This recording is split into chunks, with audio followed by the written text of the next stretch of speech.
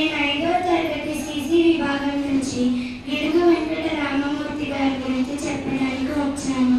గిడుగు వెంకట రామమూర్తి తెలుగు వాడుక భాష ఉద్యమ పితామహుడు. ఈయన ఆగస్టు 29, 1863 రాజు తల్లి వెంకమ్మ గిడుగు రామమూర్తి గ్రామిక భాషలో ఉన్న తెలుగు వచనాన్ని ప్రజల వాడుక భాషలోకి తీసుకొచ్చిన మహానీయుడు.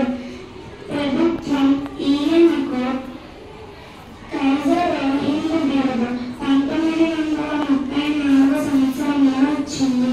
1913 సంవత్సరంలో ఈయనకు రావు సాహెబ్ బిరుదు వచ్చింది. భారత ప్రభుత్వం ఈయనకు